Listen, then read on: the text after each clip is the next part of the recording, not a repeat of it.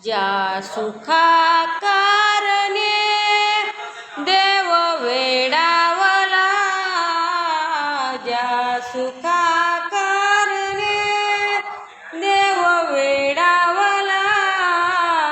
वैकुंठ सोडूनी देव संत सदनी राहिला,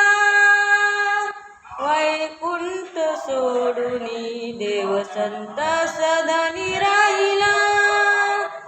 धन्य धन्य संत सदन, धन्य धन्य संत सदन, तेथे लक्ष्मी सहित शोभेना